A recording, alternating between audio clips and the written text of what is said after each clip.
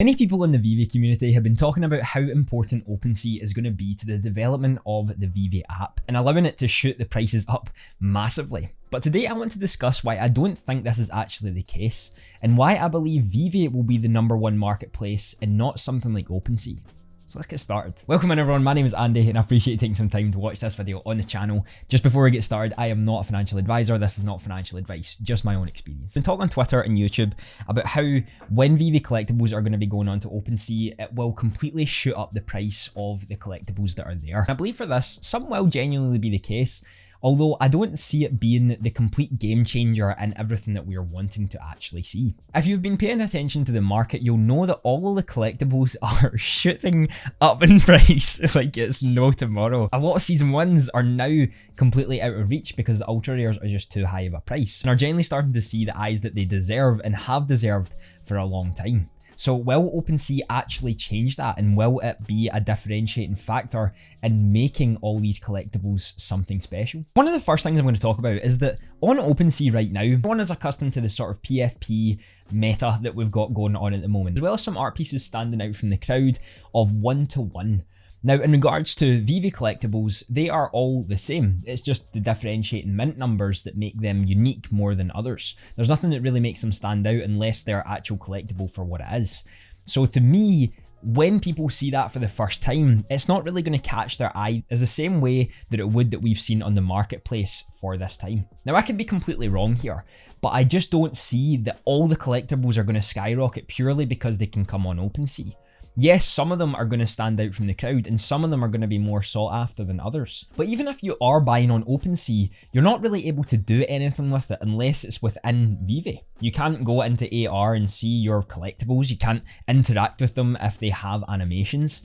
They're just there. So what most people would do is purchase them on Opensea and just take them back over to Veve. In the other instance, instead of just buying on Opensea and paying for the gas right now, they would just go buy on Veve Marketplace and then have it right there and then. Opensea has had its best month forever, I believe, if I'm not mistaken, last month, with around 300,000 unique users.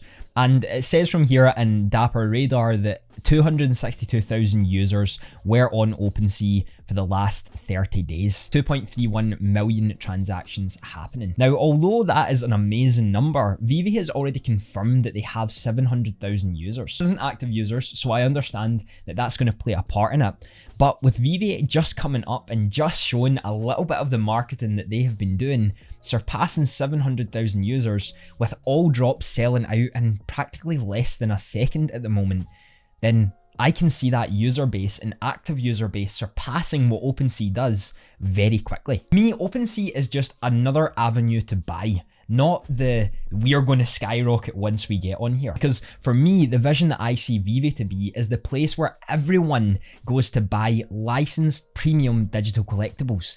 This is the place where people will go to buy the things that are genuinely licensed by all the biggest companies and TV shows in the world. It isn't going to be about you can buy them on Opensea, so more people are going to do that who are already on Opensea. As most people who are on Opensea are just not accustomed to the Veve collectibles just yet. It's going to take some time to adapt and understand that.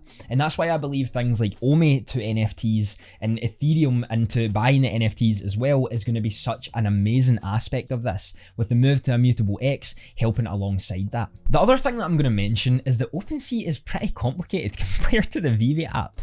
If we're looking at mass adoption, something that we're wanting to see and we're wanting Veve to actually build up and develop, and it seems to be the closest company to doing so, Opensea is a lot more complicated than what the secondary app is. I've dove into Opensea over the last month and been doing a lot of research in terms of projects, how to mint, gas, and so much more, and it is terribly complicated.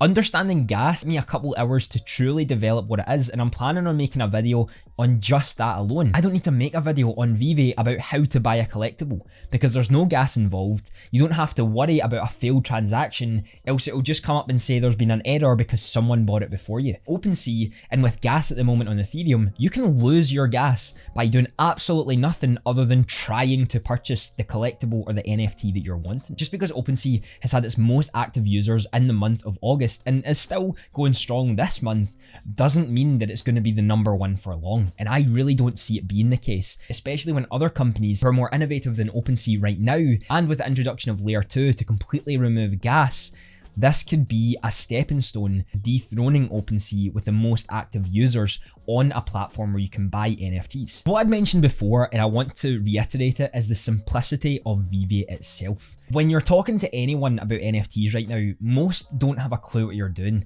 And what I've actually found on Twitter is when I've asked people, most are saying it's terrible for the artist, it's terrible for the environment, and it's not good overall as a business model, and it's going to crumble because people are just money laundering and all that sort of stuff. Just a bunch of negative things. A lot of people who I used to know in the streaming world have had these feelings towards it, showing me that they're, one, not done the research that is needed to see there's different things other than the money laundering or the negative aspects, but two, because it's something new and most of us are scared of that. So when it comes to showing someone and getting someone involved into something like Veve compared to Opensea, Veve is the clear winner for the marketplace, ease of access, usability, and just understanding of what it is. I've made this point before, but if you show someone an NFT of Batman and you show someone an NFT of the Bored Ape Yacht Club, they're going to know what Batman is. Maybe there's a slight chance they know what the Bored Ape Yacht Club is, but they will be more likely to gravitate towards buying a Batman first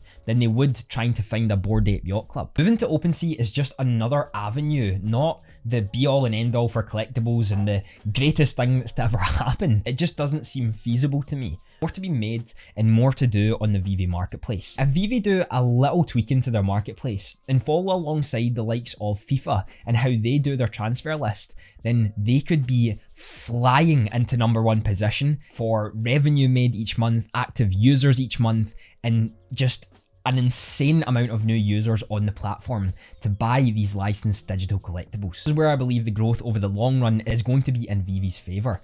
They have the ability to be the #1 spot if they're willing to understand how marketplaces work better and how they can make theirs so much easier for new people coming into the space. Most of us already know that the digital world is going to become a part of our lives very, very soon, and in the next decade, that is going to be what everyone knows and how we show off our social beings. This is going to be a really, really important battle to see who comes out on top, and I'm hoping that they continue to be competitive with one another to show that they're all willing to innovate in this space and become the best that they possibly can be. There's room for all of these platforms. Solana has been coming up recently, Opensea has still been thriving, and Veve is just getting into the limelight now without even doing that much marketing. I can see Veve being the #1 spot, but I would really love to hear your thoughts on all of this, so be sure to let me know down in the comments and we can discuss it further and what you think. I'm actually going to be making a video on how Veve could improve their marketplace, as it's something I used to love to do on FIFA with trading, and I'm actually going to be starting the trading series. I don't know if it's already out yet, but you will know soon that I'm going to be starting a trading series on Veve to work my way up to a specific amount of gems and give back to all of you. I know the video on the screen right now will be something you'll love to watch. Have a fantastic day.